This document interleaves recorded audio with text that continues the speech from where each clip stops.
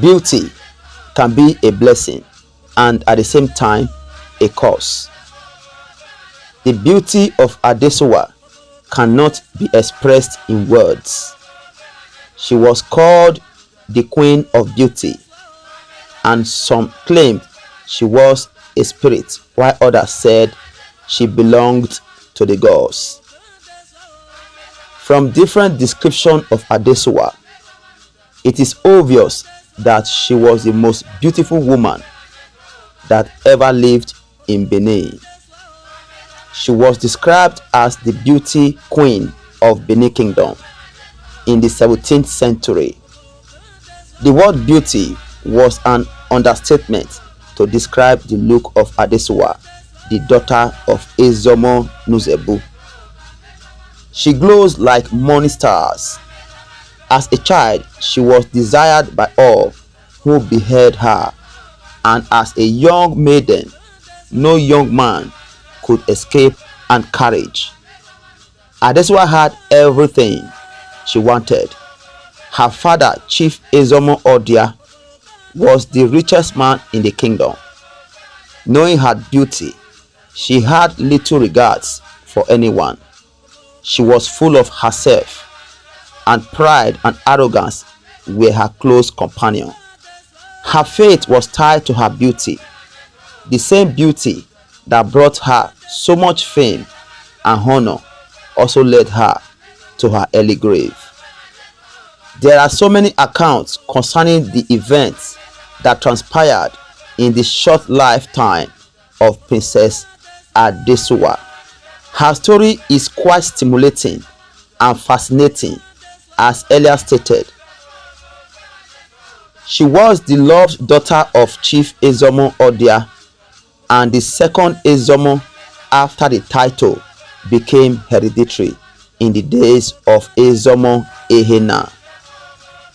The news of her beauty got to the palace of Oba Akengbuda, who wasted no time in making her love intention known to her. She had several noble suitors, but was not in haste to get married to anyone. She eventually gave in to the love proposal of Oba Akengbuda. The news of Adesuwa's beauty and romance with the king had gone far and wide. Plan and preparation for marriage was ongoing. Adesuwa is said to have been a very industrious young lady who was very good at what she did. She sold goats at the markets. Her beauty and father's wealth did not make her lazy.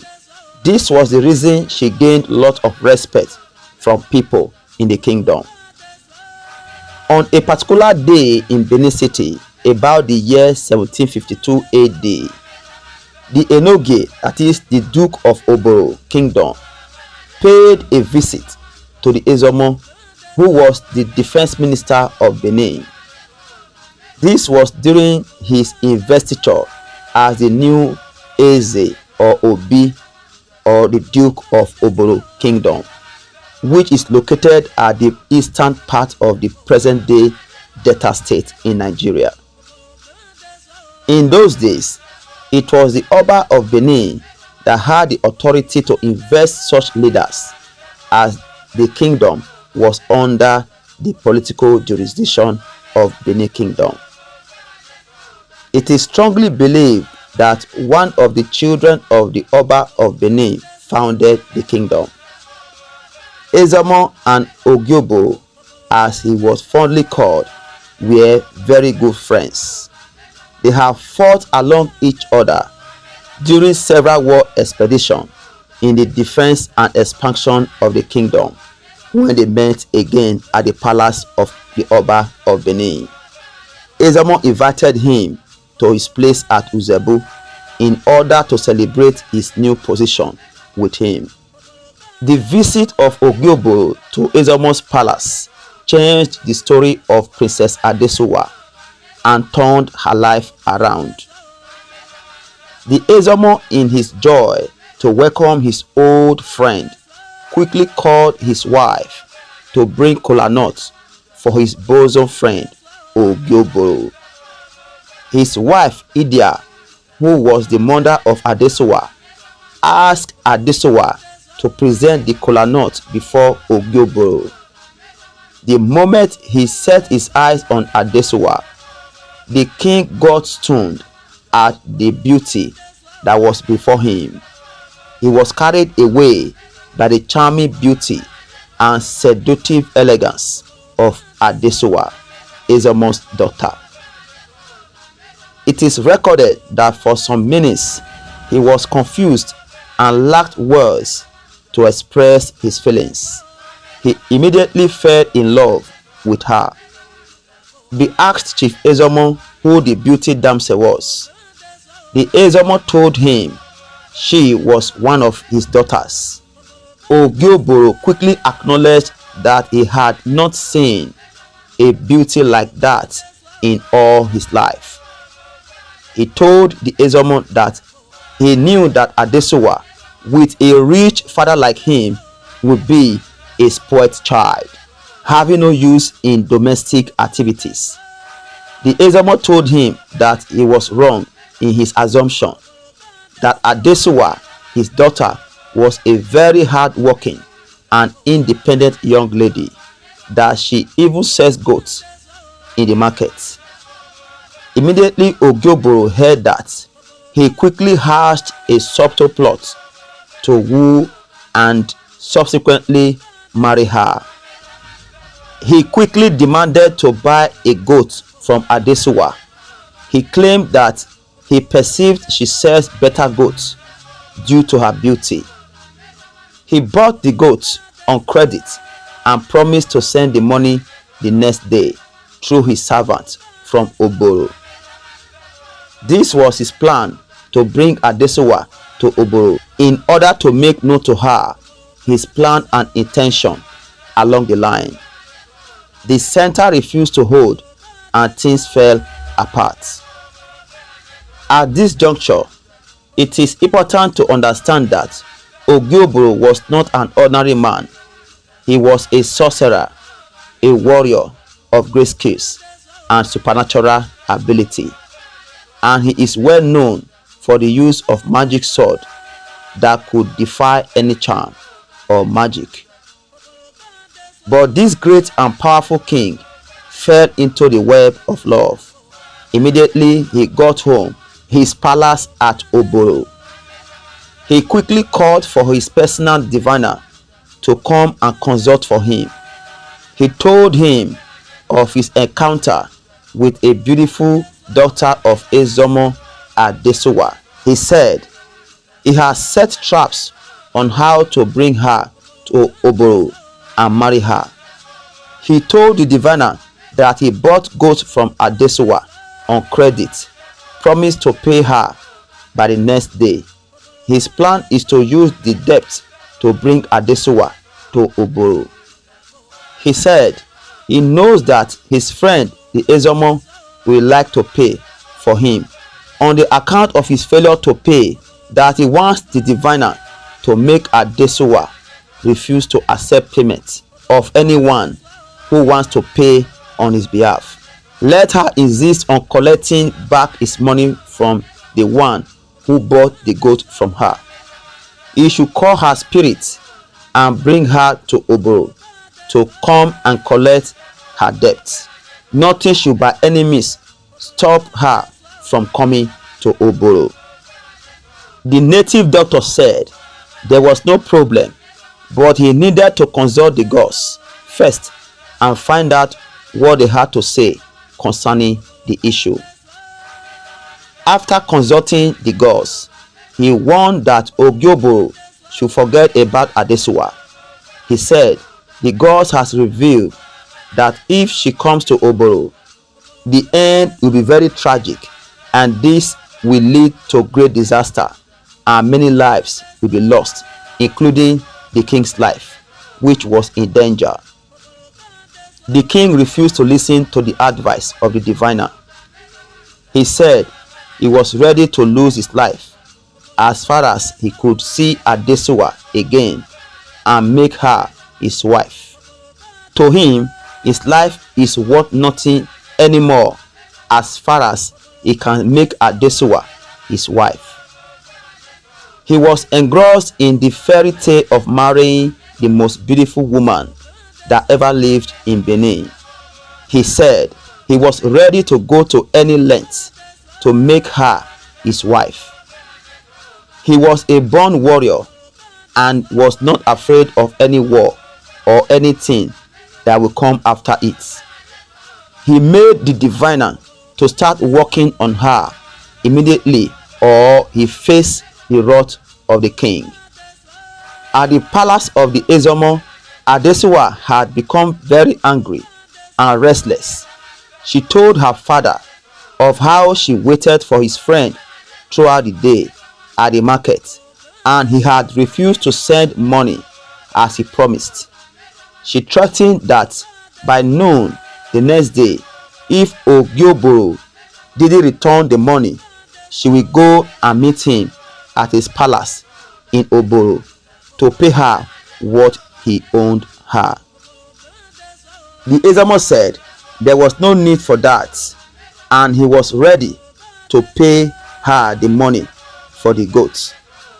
Adesuwa immediately refused and said it was not her father that bought the goats from her, and he cannot pay her, that it was the stupid Obi of Oboro that must pay her back the money.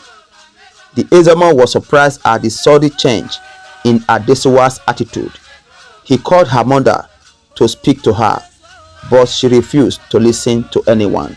Even when the mother offered to pay her the debt, she refused to accept the money, insisting that Obi of Oboro must pay the debt himself. With the new change of attitude, the parents realized that something had gone wrong. Early in the morning the next day, Adesuwa was already preparing her journey to Oboro. Her father at this point knew that Obi of Oboro was using charm to call his daughter, and there was nothing he could do about it because the spirit of Adesuwa had already answered the diviner at Oboro. They quickly called their own native doctor to consult the gods and find out if there was still any solution to the case of Adesuwa. They were told that nothing can be done to stop her, as Obi of Oboro has already called her soul and she will die if not allowed to answer the call at Oboro. The other problem was that she might not come back alive if allowed to go to Oboro. The only thing they could do was to allow her to go and use divination to make her miss her way on the road to Oboro, and then she can now return home after trying to answer the call of her soul. They also decided to protect her with some charms that will prevent cutlass and gunpowder from penetrating her body. Her maid servant was made to travel with her in the spirit and make it impossible for Adesuwa to find her way to Oboro. Princess Adesuwa started the journey that will alter the relationship between Oboro Kingdom and Benin Kingdom. When she got to the path that led to Oboro, the road became 7.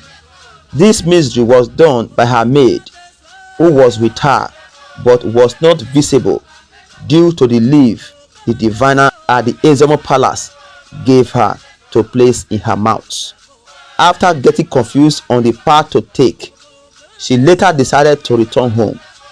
At this point, the diviner at Oboro noticed she was turning back home, but quickly added more things to make sure she found the way to Oboro, because his own life was on the line. At least through the manipulation of Obi of Oboro and his diviner, she found her way to Oboro Kingdom. At her entrance to the town, everyone who saw her was amazed at her beauty, as they had never seen anyone as beautiful as Adesuwa. Some felt she was a spirit. Adesuwa finally arrived at the palace of Obi of Oboro. The diviner packed his property and quickly left the palace. But he too was also amazed at the beauty of this damsel. No wonder his master was ready to bear any consequences just to get her love and attention. At this point, Obi of Oboro had already made charm for himself to make the young girl to love him, because Adesuwa hated every bit of him. He was raging in anger when she got there and immediately demanded for her money. Obi of Oboro tried to use every soothing words to calm the angry princess down. All was to no avail, as she kept raining insults on the king. The king did not mind her insults. He pleaded with her that he planned to send the money the next day, because the servant that was to bring the money to her fell ill. He, however, promised to make up for the pains and stress he had made her to go through on the journey to Oboro Kingdom.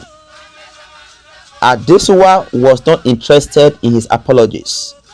She called him a poor debtor that could not pay for a mere goat, planning to make up for her pains.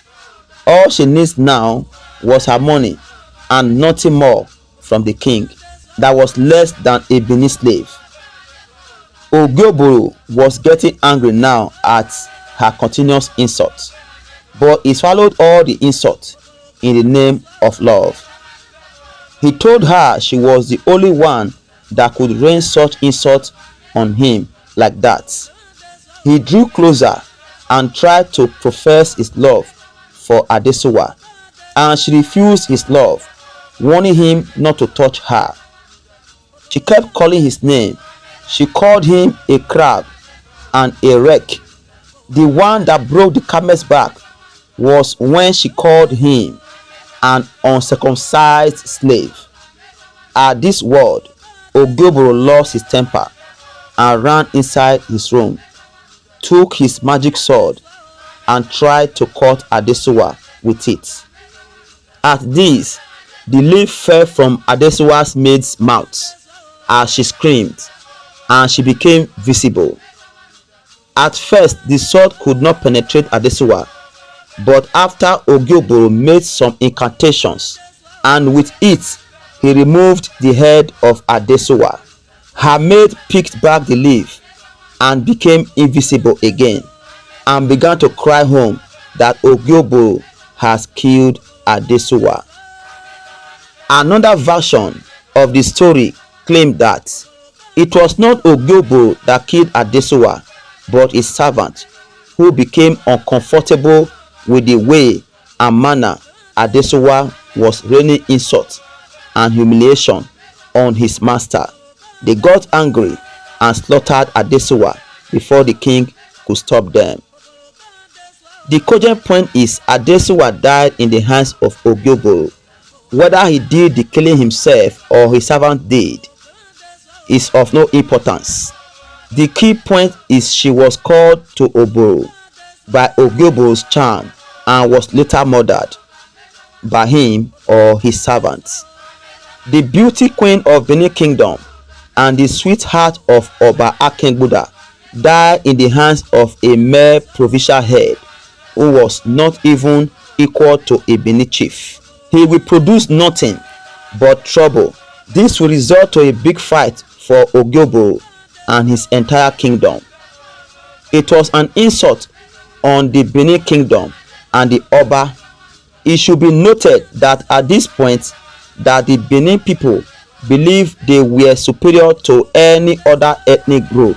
They were very proud, and that was what gave birth to the Iwu body marking, in order to differentiate them from any other ethnic groups. Adesuwa's maid got back to Benin and reported to her master what transpired at Obi of Oboro's palace. This brought sudden wailing and tears to the whole of Benin Kingdom. The Ezomo ran to Oba Palace and explained to Oba Akengbuda how Oboro used charm to call his doctor unto sudden death. It is the debtor that has now killed the creditor. A meeting of elders was immediately called, and all the elders who heard the story mourned. They wept for the beauty that was suddenly taken away from Benin. All of them came to a conclusion that Oboro killed Adesuwa in rebellion to Benin and must be duly punished. The Oba said he did not only desire that Oboro be conquered, he specifically demanded for the head of Oboro. With this conclusion, the stage was already set for another war. This time, it was not just a mere war, it was a war against the most powerful warrior at that age. Even the chiefs acknowledged that Oboro was not just an ordinary warrior to be conquered with ease. They knew they had to prepare both physically and spiritually in order to be able to remove his head from the neck.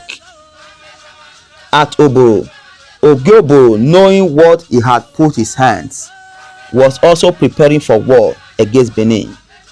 He deployed soldiers to Benin Oboro boundary, and his soldiers were harassing Benin women and men going about their businesses outside the territory. This incident fired up zeal within the Benin army, led by 4 warlords, the Oliha, Ijase, Ologbose, and the Esogban, led different troops to the north, east, and southern part of Oboro Kingdom. In quick succession, they defeated all the Oboro soldiers in all the areas apart from the eastern region. Oboro was in charge of the east himself. The battle between Oboro and the Ijase was very fierce. The Oboro made use of his magic sword and inflicted great defeat on the Benin soldiers. He was almost defeating the Ijase and his foot soldiers.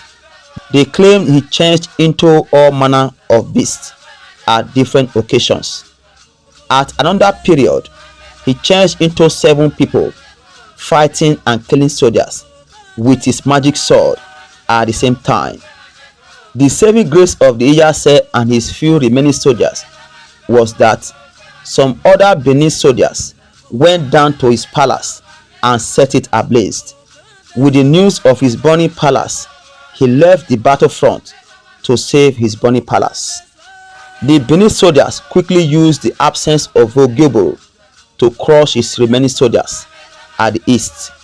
They moved to the palace in order to remove his head, as commanded by the Oba, but they were unable to penetrate into the palace. Again, the Benin army were defeated by Oboro, and they returned to Benin.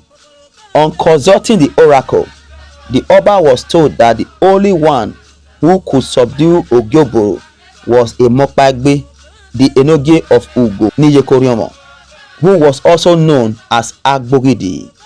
This is because Agbogidi once studied as a student of magical arts and science under Oboro.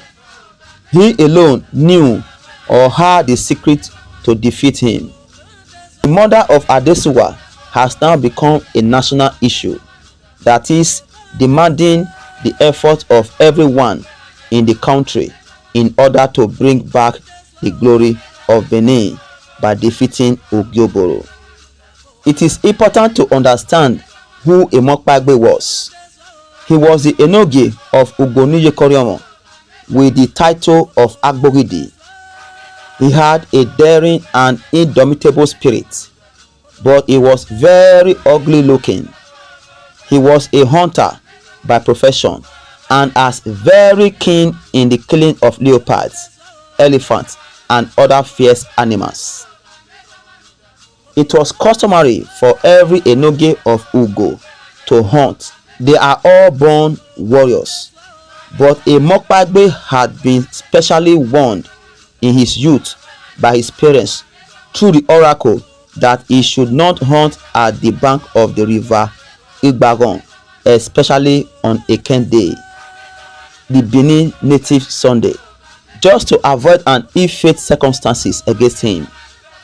A few years after his parents' advice, a Mokpagbe willfully went hunting on Eken Day, and his hunting expedition through the forest, he unfortunately found himself on the bank of the river.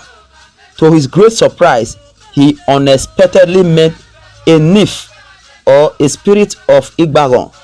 At the sight of her, he became utterly speechless and returned home.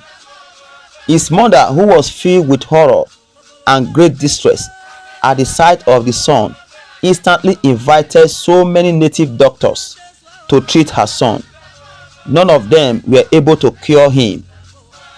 It was at this point that oracle hinted that Obi of Oboro, a skillful physician of his time, could effect cure.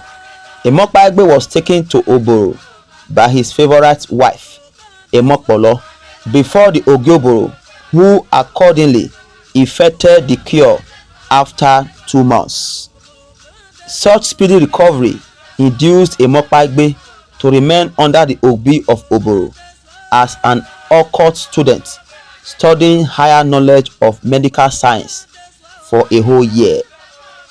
Having graduated and was about to return to Ugo, his town, the Ogioboro predicted and told a Mokpagbe that he would kill him in the future, but the same fate would surely befall him afterward, as it was a crime for the student to take away the life of his tutor.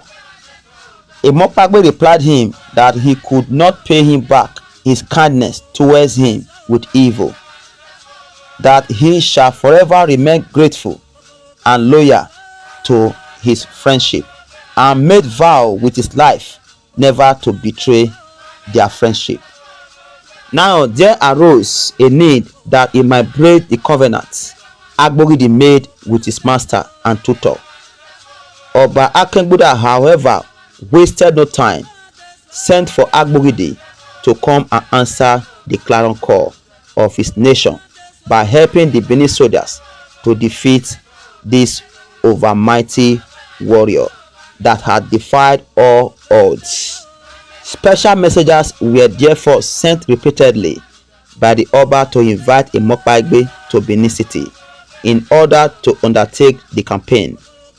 At first, a Mokpagbe refused the undertaking because he recollected the prediction of Ogioboro while he was a patient and occult student under him at Oboro.